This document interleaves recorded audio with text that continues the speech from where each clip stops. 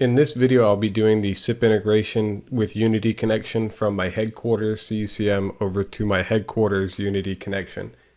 The first thing I'm going to do is go under System, and then we'll scroll down to the bottom to Security, and then SIP trunk security profile, and I'll hit Find, and then here for the non-secure SIP trunk profile, I'm going to go ahead and copy that, but I'm going to have it as non-secure SIP trunk profile to CUC. And then down here, I call these the 4 accepts. I think I actually learned that from Kevin Wallace years ago, but we want to select all 4 of these. Now, there's a button on here that if you click it by accident, I think it's this one, and then you click OK because everybody just doesn't read and they click OK, you'll go back and you'll uncheck this. But what you don't realize is that up here, this box became checked. So watch what happens, right? We hit this, and then it tells us about the enable digest authentication. But without reading it, we just click OK, and then we go, oh, I didn't mean to check that. Make sure you go back and uncheck this if you check it by accident, because if I remember correctly, when I was doing my CCIE collaboration, I think I ran into a problem where I hit that box and I didn't check that, and I was troubleshooting forever and just lost a ton of time. Anyway, that's done now. So we have the non-secure SIP trunk profile over to Unity connection. The importance of this one here, this is the one that I give the most importance to, because with SIP, as we already pointed out previously in the other video leading up to this one, the MWI, the message waiting indicator, comes over in an unsolicited notify message. Let's go ahead and jump over to creating the SIP trunk now. I'm going to actually click on Add New, and we'll choose SIP. Then I'll name this CUC SIP trunk. Next, I'm going to put it into a device pool, which I'll have the San Jose device pool here. I also am going to have this run on all active CM nodes. Then if we scroll down just a little bit further to the inbound calls section, for the calling search space, I'm going to set that to the internal calling search space so that when calls come in over this trunk, they can actually hit our directory numbers.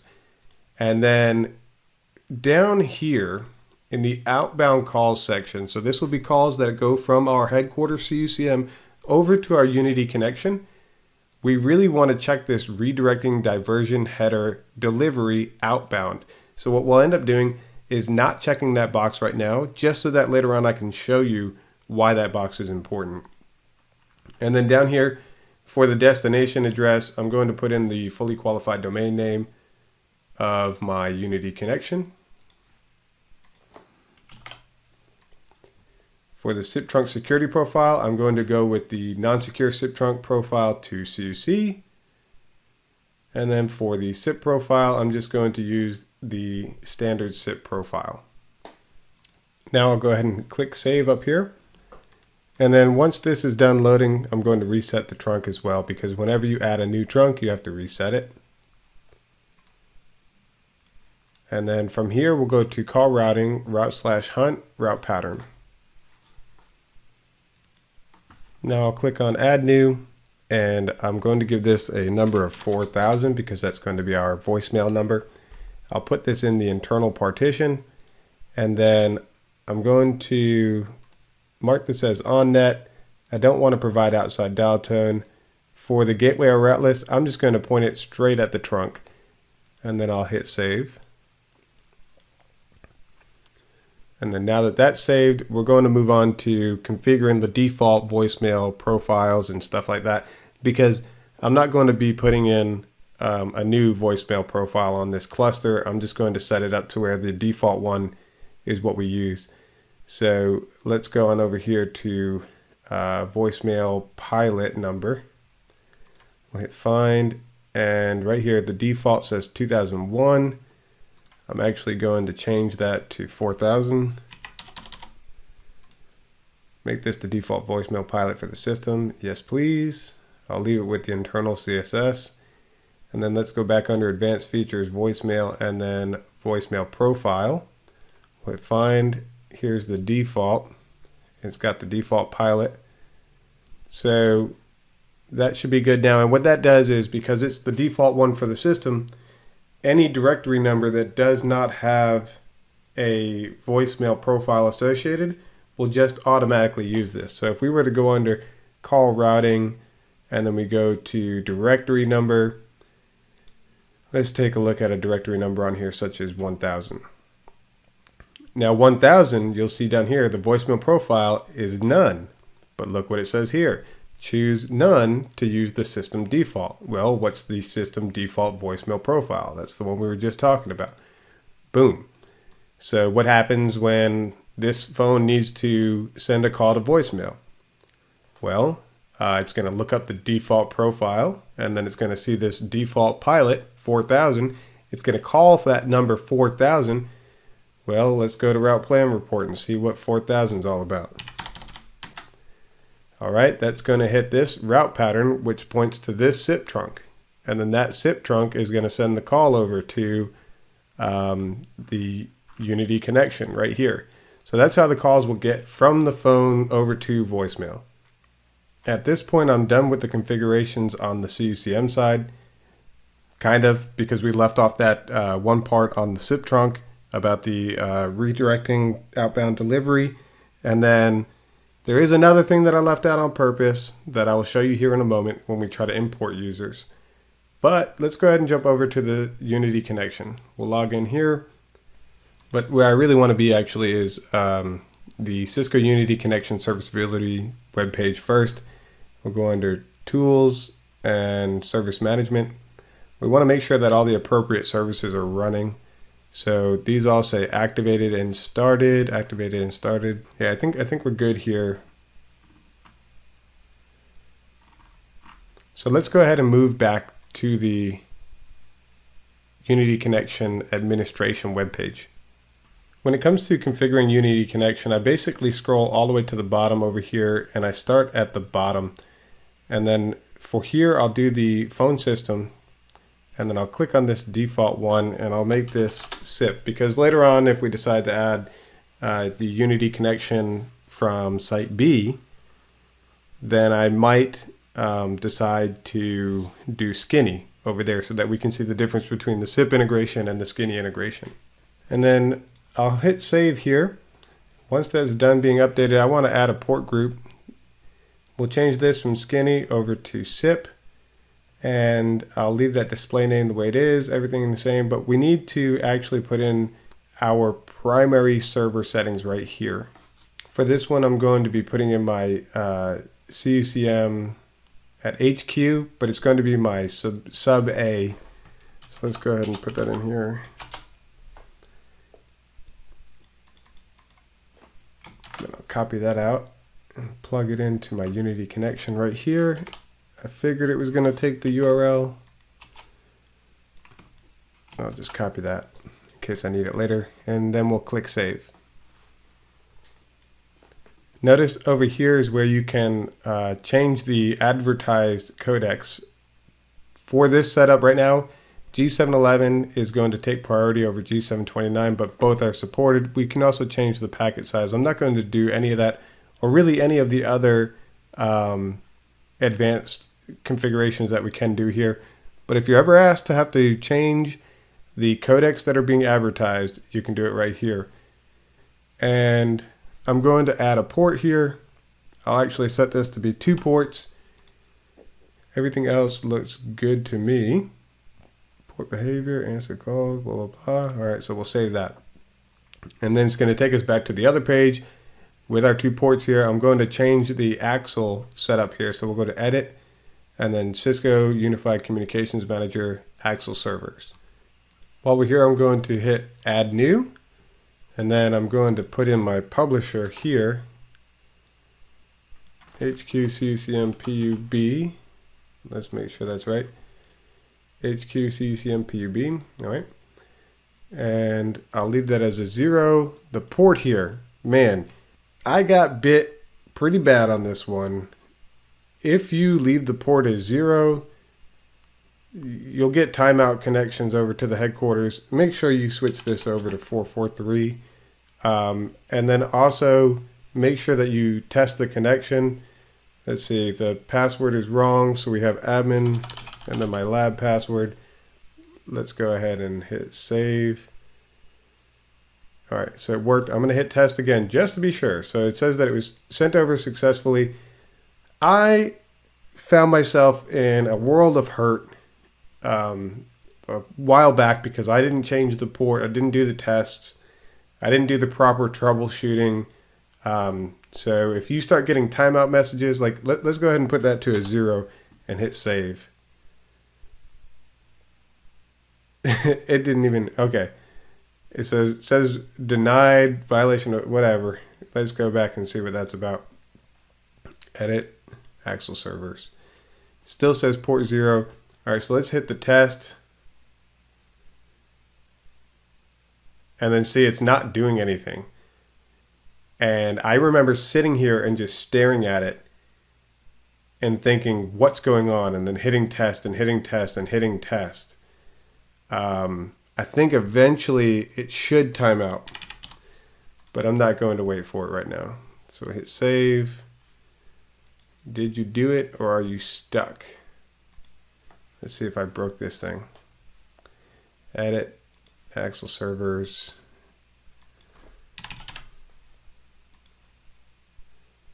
All right, so I'd updated it now. I guess I had broke it a little bit earlier when I left it at 0 and hit test. So now at this point, we have it set up to where CUCM is pretty much done. And then Unity connection has some of the CUCM stuff. It has the ability to make actual connections over to CUCM. But let's go on over to our port group. Now this port group here doesn't really have the CUCM information. So what we need to do is go under edit and then servers. And then we have our CUCM sub A here. Let's add another one. But this one will have an order of 0, or sorry, an order of 1. We'll plug in here and make it sub B. And then we need to add our TLS port as well. Not that I'm doing anything secure, but I'm going to have that in there. So we'll click save and that was updated. Let's go down to edit, advanced settings. I can't remember what I used to do in here. It doesn't look like there's anything of importance, but again, if we wanted to mess around with the advertised codecs, we could do that here.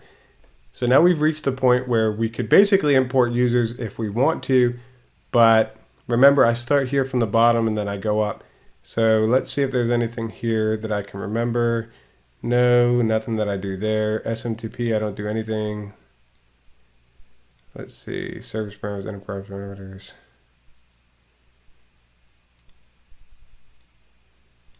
The authentication rules, I edit those. So let's check the voicemail authentication rules. I have it set up to never expire. I have it set up to, that doesn't matter right there, but minimum credential length. I'll leave that really low. Minimum number of character changes between. I leave that low and I don't store any of it. And then I also don't check for trivial passwords. So now if we go over to authentication rules and let's see, this isn't what I wanted to do. Let's go back over to search authentication rules. Same thing for the web authentication rules, never expire, minimum credential length, all this other stuff. I have that all set up the same as well. So now let's keep on going up the list here on the left-hand side. Call routing, I can't remember if I did anything. These are important, but I'm not doing anything in there right now. Or the system call handlers. For the user templates, if we go into the administrator template and we go to edit and we change the password settings, we want to choose does not expire. Now this is something that you're going to want to choose early on because your password will expire, which I thought was ridiculous that an administrator's password can expire. But let's go back to search user templates and go to voicemail user templates. First off, I do skip pin when calling from known extension. And then also I uncheck set for self-enrollment at next sign-in. And then I do edit. Well, let me save this first. But again, remember, I'm setting this up for like a lab scenario. Updated user template. And then I go to edit and password settings. I uncheck that the user must change it at the next sign-in. That will save you some time with Jabber for sure. I do check that it does not expire. And then I save that. So let's go to edit, change password for the user template. I set this to something real easy. Oh, this is actually the PIN, not the password. So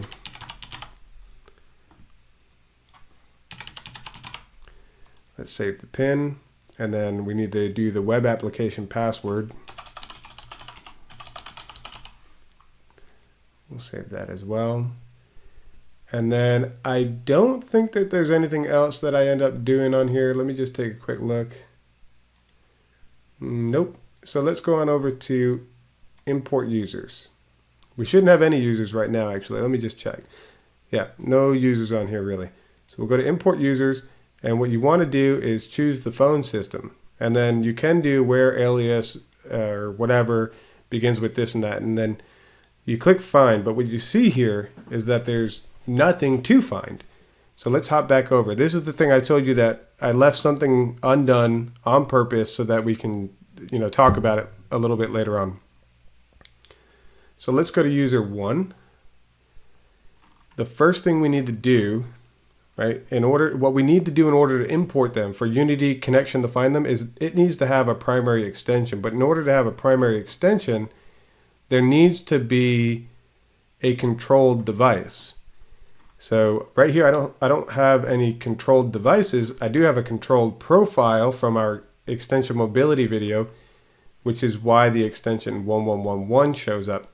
But I really want the extension 1000. So I have to go and find the device where the directory number begins with 1000. So we'll save selected changes. Let's go back to the user. That device is here now. Let's go down to the primary extension. I can now give it 1000. And so now you see, in order to set a primary extension, there needs to be a controlled profile or a controlled device. Let's go over to the other user, user 2. Let's get you the device that starts with 2000. Save selected changes. Set the primary extension. Wait, save.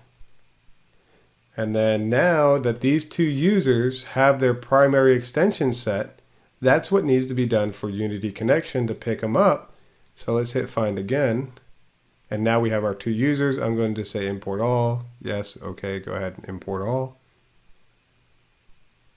I've now moved over and gone to show under search users, right? So users, users, and then search users. You can see that these two users are here. Something that we want to do is go back down to the port group. And then you can see here one or more port groups need to be reset. And we have this related links check telephony configuration. So let's go ahead and hit go there. And it lets us know that this port group needs to be reset.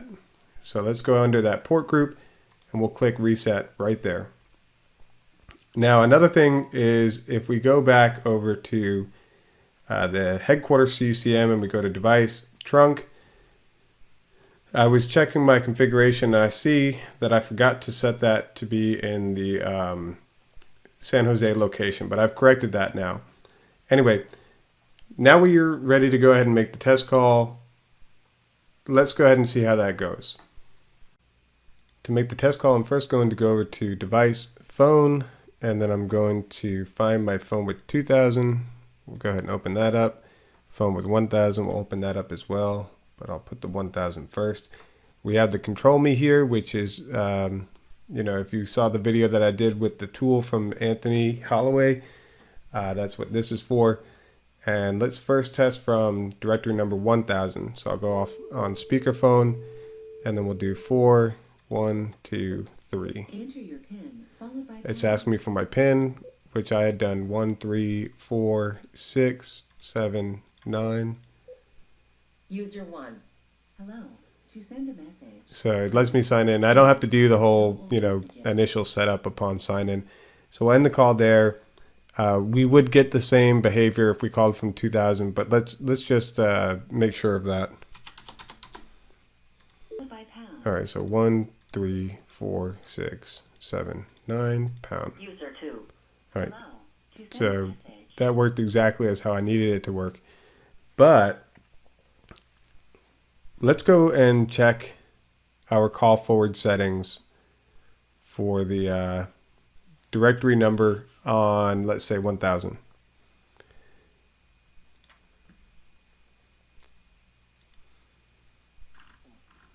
If we go down here and take a look at the call forward, busy internal, busy external, all this stuff, we can do voicemail for all of these. So we'll do voicemail, voicemail, voicemail, and then we'll do these as well. Those are good to have. And those will all go to the voicemail. And then for the calling search space, we want to set those up. Boom, boom, boom. Let's see, C2. I don't have that set up for anything, so I'll just leave it. And then the no answer ring duration, I'm going to set that up to 12 seconds. And we'll save this, and then I'll go ahead and apply the configuration and restart the directory number. So now the device is restarting. We'll go back over here to see when it registers. Or we could probably even just watch the screen. Yeah, it's good now. But anyway, it's registered. I can actually see it here right in front of me. But just to be sure, let's see. We'll do directory number ends with, because my 1000 and 2000 both end with that. So you can see they're both here registered. They're registered to different servers. Now, if we go over to our directory number 2000 and we call 1000, let's see what happens. All right, so we got it ringing. I'm going to let it ring until it redirects over to voicemail. And in the meantime, enter your PIN, followed by pound. So if you hear that, it's telling me to enter my PIN. But why should it be telling me to enter my PIN? I just called and I hung up the call, but I just called from 2000 to 1000. It shouldn't be asking me to enter my PIN. It should be asking me to leave a voicemail for 1000. And let's go ahead and see what that's about. I'm going to go ahead and log into RTMT, but this time when I'm logging into it, I'm actually having it connect to my Unity connection. All right, we'll say default, that's fine. And while we're here on Unity connection, I'm going to hit here and do port monitor. We're going to select the node. Let's go back over to 2000 and call 1000. And then it's ringing until it gets forwarded over to voicemail. Let's move this. I'm trying to move this to where I can see it. So it's telling me to enter my PIN followed by pound. Right, so I did the start polling.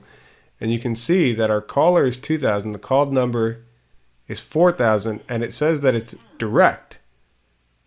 It doesn't say anything about the last redirect number or anything. And then we can even see like what's the status, subscriber sign in. It wants me to sign in. So let's go ahead and end this call. But let's go on over to our SIP trunk. And remember, I was telling you about the importance of this checkbox right here. Redirect, oh, this is inbound. Sorry, we're not looking for inbound. So we'll go to outbound calls, and this is the checkbox that I was talking about. Redirecting diversion header delivery outbound. So let's check that box. Let's save it. And let's hit reset. And then let's go back and make the test call again. And then we'll review how does that one checkbox modify what happens on the call to voicemail? So right now you can see the polling is going on. Let me stop polling. I'm going to set it to 1 second. There's no calls to voicemail, but this call is about to get redirected. User 1 is not available. And now look, I'm not getting prompted for my PIN anymore. In fact, we're seeing that the caller is 2,000, the call number is 4,000. We could see that the reason was forward no answer. The redirecting number was 1,000.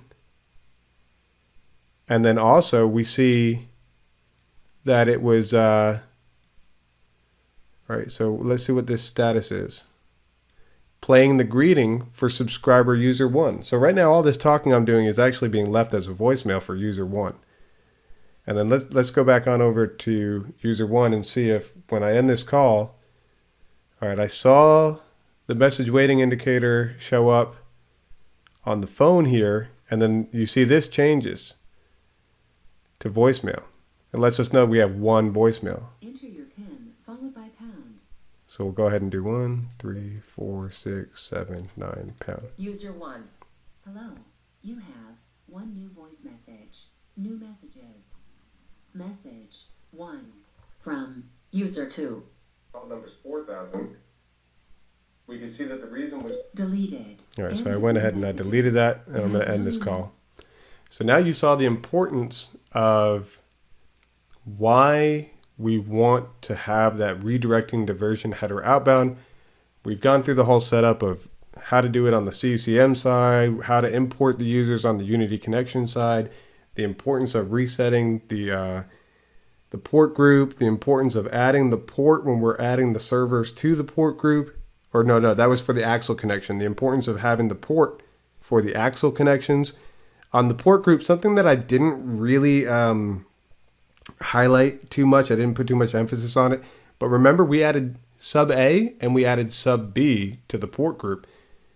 Let's go back to the phones. If we only added sub A, what do you think would happen when calls came in from a phone that's registered to sub B? So the call flow would be, you know, right here we'd say the call flow would be the phone with 2,000 would call 4,000. That invite from the phone would go to sub B. Sub B would then process the call and send it out the SIP trunk over to Unity Connection. Unity Connection would see if it has anything for sub B. And if it didn't, we get a 503 service unavailable or whatever. That's why it's important to make sure you add the appropriate call managers into the port group. But anyway, we saw that it all works here. Maybe later on down the road in some of my CUCM trace analysis videos, we can take a look at the Unity connection logs for updating NWI. Maybe we can do a whole thing on troubleshooting MWI. But for now, this ends out my SIP trunk integration with Unity connection video. And I'll see you in the next one.